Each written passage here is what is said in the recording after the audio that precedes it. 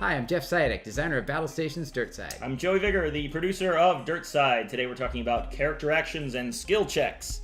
Now, as you know, character actions are the things you do in the game. That's sort of the heart of the game. Yep. And skill checks are how you find out whether you succeeded in those things. Yes. A lot of character actions have no skill check involved, like just getting into a car. It takes your action, but there's no dice roll involved. Right, that's called an automatic action. So things that still take up your standard action, but in that case automatically succeed. Technically you would roll and always succeed, so you don't really have to roll. You don't even have to roll. You don't. I know you don't have to roll, but it's just automatic, right? Yes.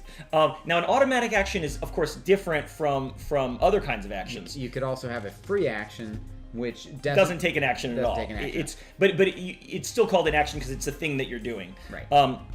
So you'll be moving around, and you have a move action which can only be used to move, and you have your standard action which can be used to move or to do any of a bazillion different types of actions. Right. Things like shooting a gun, or like you said, picking up a barrel, getting into a vehicle, or launching a cannon, landing a ship, all sorts of things. And then, as you said, some of those are automatic, but most of them actually take up your standard action.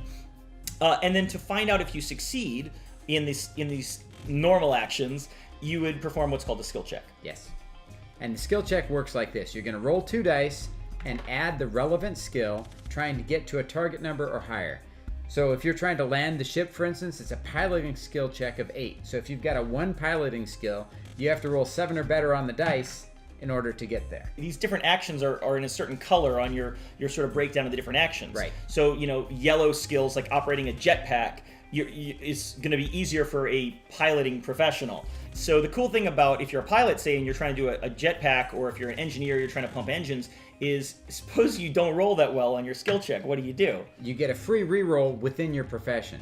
And even if it's not your profession, you can spend from your luck to reroll dice in a skill check. And you can keep spending luck until you roll the dice up to where you want them, or you run out of luck. Right. Now, if you fail in a skill check, say you're pumping engine, you're trying to... some skill checks, I should add, you can actually sort of go for broke. You can go for say 2 points of engine power instead of only 1. So if I'm pumping for 2 points of power, it's actually 3 harder, and which means I have to roll 3 more on the die. And you have to announce what you're attempting before you roll. Or if I failed even my professional reroll, I could add luck points. And spend luck to reroll. Yeah, and you could spend your action prior to me taking this action to assist. Or if I prepare last phase, I could get 1 more for this phase. Right. But whether or not you're going for, in this particular case, for a 1 amount of point of ship power or 2, it would require after you fail or succeed, you still put that use marker, on the and then the it's engine. 3 harder to pump the engine the next time you want to try. Right. So sometimes it's actually nice to go for broke early on, because it ends up with less use markers, because your engine's operating more efficiently in that. Now, are there any other skill checks you want to talk about in the game? There's some other checks. These aren't skill checks. The survival checks for a vehicle, there's no skill check involved. A vehicle or a building, when it gets damaged, it has to make a survival check of 7 plus the number of damage markers it has. So if there's a drone and you shoot it with the cannon, then it needs to make an 8 or better, or it gets destroyed. And then the next time you shoot it, it needs to make a 9 or better.